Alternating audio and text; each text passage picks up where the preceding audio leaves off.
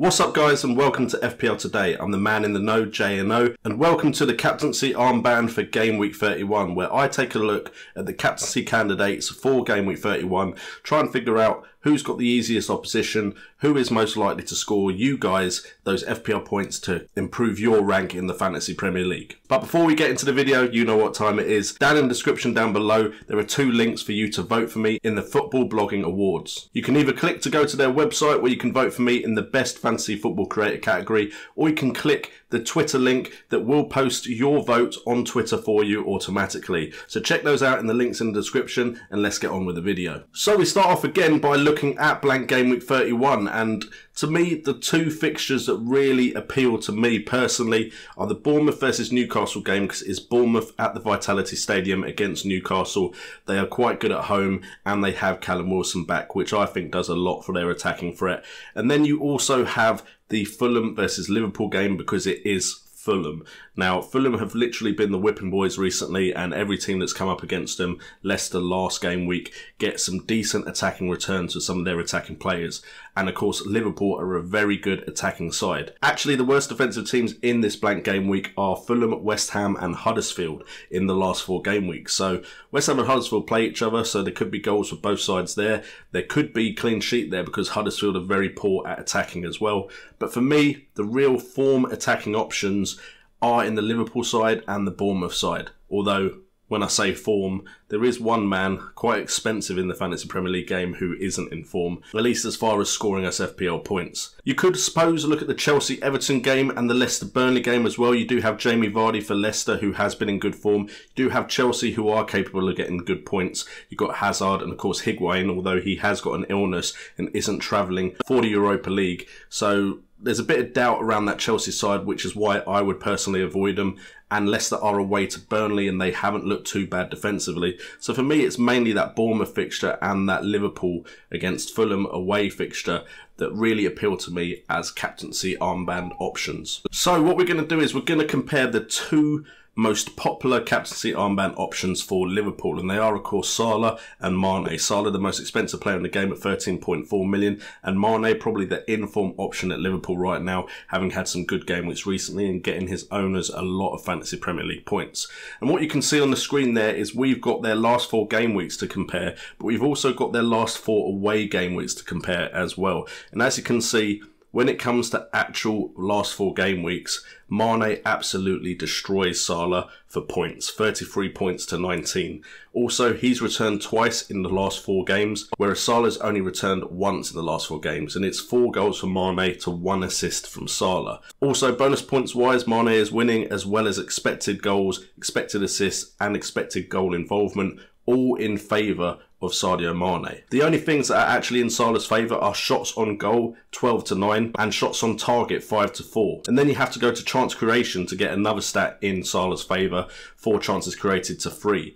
But with an expected goals for Mane in the last 4 game weeks of 2.51 compared to 1.09 for Mohamed Salah, a £13.4 million player with 1.09 as his expected goals, Mane looks like the clear option to pick here. However, you may not own him like me, so you might be a little bit worried, but I have looked at the last 4 away game weeks, which gives me a little bit of solace in the fact that in the last 4 away games that these two have played in, Salah's got 19 points and Mane has 17. They've both returned only 1 in 4, and it's 1 goal apiece, but Salah has more bonus points, 3 to 2.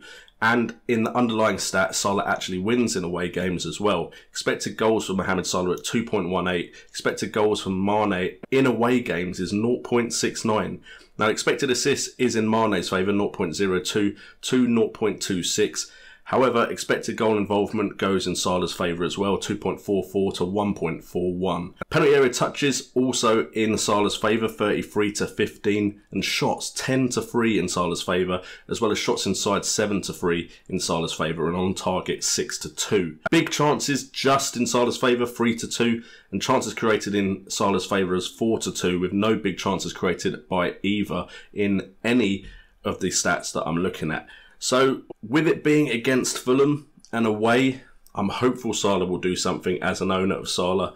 However, I'd say Fulham are one of the sides that a player that maybe doesn't play that well away could still play well against. So I wouldn't be too worried if you own Mane, because I don't think necessarily Fulham are the kind of opposition where going away to their stadium is going to actually intimidate any of their opponents right now. One issue, of course, however, is the fact that it is Fulham. Klopp could see this as an easy game, and to be honest, they would have just played Bayern Munich.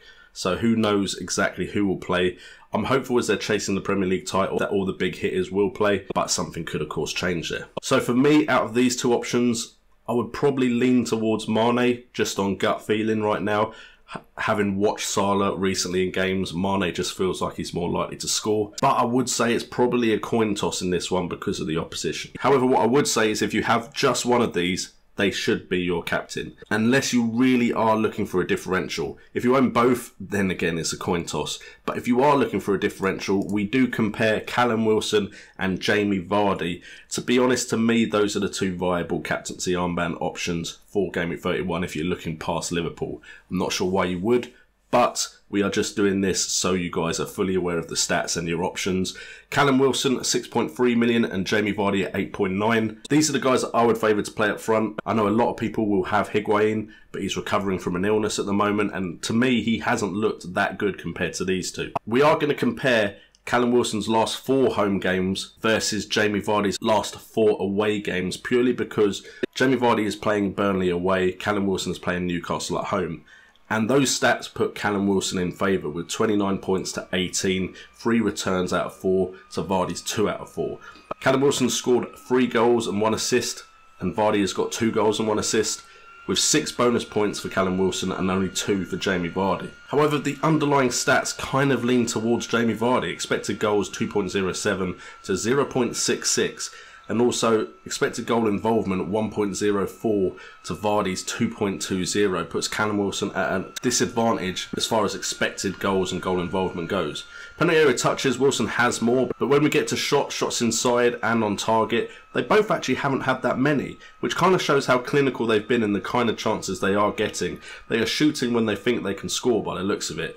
However, Vardy does have more big chances, 4-2. Where Wilson comes into his own is he's got more ways of getting points because his chances created are 7-5 and his big chances created are 3-1 in his favour. So for me, if you are going to look past the Liverpool options, I would suggest looking at Callum Wilson. However, I am not, and I want to make this very clear, I am not suggesting to look past Mohamed Salah and Sadio Mane. Anyway guys, if this video has helped you out at all, please make sure to hit that like button and subscribe to the channel if you're new here, as well as hitting that notification bell so you know when my videos go live. I've been on a roll this week, 4 videos out, so maybe you should hit that notification bell. Also in the description down below, check out the links to vote for me in the Football Blogging Awards for Best Fantasy Football Creator. It would be much appreciated. I would love to go, and I'm hoping a few people that I know will go, so it could be a bit of an event and maybe we could even film some of it for you.